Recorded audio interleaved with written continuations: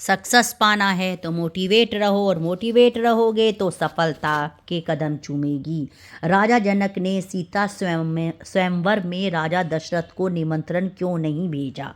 राजा जनक के शासनकाल में एक व्यक्ति का विवाह हुआ। जब वह पहली बार सज संवर कर ससुराल के लिए चला तो रास्ते में चलते चलते एक जगह उसको दलदल मिली, जिसमें एक गाय फंसी हुई थी जो मरने के कगार पर थी। उसने विचार किया कि गाय तो कुछ देर में मरने ही वाली है और कीचड़ में जाने पर मेरे कपड़े तथा जूते खराब हो जाएंगे, इसलिए मैं आगे को बढ़ता हूँ।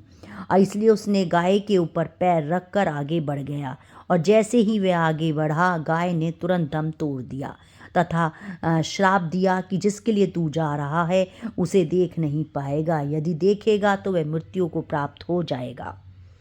वह व्यक्ति दुविधा में फंस गया और गो श्राप से मुक्त होने का विचार करने लगा।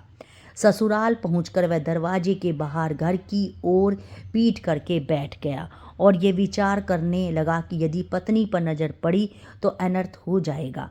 परिवार के अन्य सदस्यों ने उसको घर के अंदर चलने का काफ़ी अनुरोध किया, किंतु वह नहीं गया और न ही रास्ते में घटित घटना के बारे में किसी को बताया।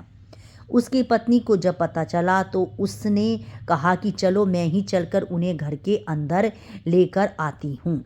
पत्नी ने जब उससे कहा कि आप मेरी ओर देखते क्यों नहीं, तब पति ने पूरा वृत्तांत कह सुनाया। पत्नी ने कहा कि मैं भी पतिव्रता स्त्री हूँ, ऐसा कैसे हो सकता है, आप मेरी ओर अवश्य देखें। पत्नी की ओर देखते ही उस आदमी की आंखों की रोशनी चली गई और वह गाय के शाप के कारण पत्नी को नहीं देख सका। पत्नी ने पति को साथ लेकर राजा जनक के दरबार में गई और सारा वृत्तांत राजा जनक को कह सुनाया। राजा जनक ने राज्य के सभी विद्वानों को सभा में बुलाकर यह समस्या बताई और गौ श्राप से मुक्त होने का सही उपाय पूछा। सभी विद्वानों ने आपस में विचार करके एक उपाय सुझाया कि यदि कोई पतिव्रता स्त्री छलनी में गंगा जल लाकर उस जल के छींटे से उस व्यक्ति के दोनों आंखों पर लगाए तो गौ श्राप से मुक्ति मिल जाएगी और इसकी आंखों की रोशनी पुनः वापस आ सकती है। राजा जनक ने पहले अपने महल के अंदर की सभी रानियों सहित सभी स्त्रियों से पूछा तो राजा को सभी के पतिव्रता होने में संदेह की सूचना मिली। अब तो राजा जनक चिंतित हो गए। तब उन्होंने आसपास के सभी राजाओं को सूचना भेजी और उनके राज्य में यदि कोई पतिव्रता स्त्री है तो उसे सम्मान सहित राजा जनक के दरबार में भेजा जाए। यह सूचना जब राजा दशरथ अयोध्या नरेश को मिली तो उन्होंने पहले अपनी सभी रानियों से पूछा। प्रत्येक रानी का यही उत्तर था कि राजमहल तो क्या, आप राज्य की किसी भी महिला के यहाँ तक की झाड़ू लगाने वाली जो है उस समय अपने कार्यों के कारण सबसे निम्न श्रेणी की मानी जाती थी, उससे भी पूछोगे तो उसे भी पतिव्रता पाएंगे।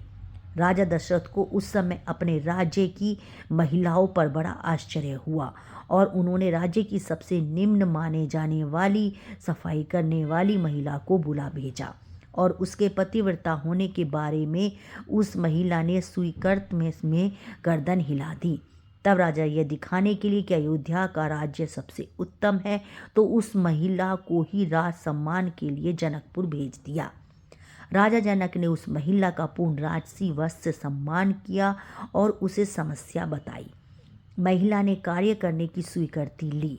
महिला छलनी लेकर गंगा किनारे गई और प्रार्थना की, हे गंगा माता, यदि मैं पूर्ण पतिव्रता हूँ तो गंगा जल की एक बूंद भी नीचे नहीं गिरनी चाहिए। प्रार्थना करके उसने गंगा जल को छलनी में पूरा भर लिया। पानी से भरी छलनी को लेकर राज दरबार में चली गई। राजा और दरबार में उपस्थित सभी नर नारी यह दृश्य देखकर आश्चर्यचकित रह गए तथा उस महिला को उस व्यक्ति की आंखों पर छींटा करने का अनुरोध किया। महिला ने व्यक्ति की आंखों पर छलनी से छींटा किया और व्यक्ति की आंखों की रोशनी पुनः आ गई।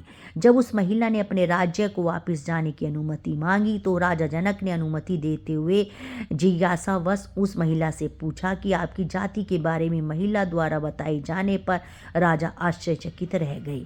सीता स्वयंवर के समय यह विचार किया कि जिस राज्य की सफाई करने वाली इतनी पतिव्रता स्त्री हो सकती है तो उसका पति कितना शक्तिशाली होगा। यदि राजा दशरथ ने इस प्रकार के किसी व्यक्ति को स्वयंवर में भेज दिया तो वह तो धनुष को आसानी से ऐसे तोड़ देगा और कन्या किसी निम्न श्रेणी के व्यक्ति को वरण कर लेगी। इस कारण से राजा जनक ने अयोध्या नरेश को सीता के स्वयंवर में निमंत्रण नहीं भेजा। किंतु विधाता की लेखनी को कौन मिटा सकता है। अयोध्या की राजकुमार वन में विचरण करते हुए अपने गुरु के साथ जनकपुर पहुंच ही गए और धनुष तोड़कर श्री राम ने सीता को वरण कर लिया। और आपको ये मेरी वीडियो अच्छी लगे तो चैनल को लाइक करें, सब्सक्राइब करें और शेयर करें और प्रेम से बोले राधे राधे। जय श्री कृष्णा।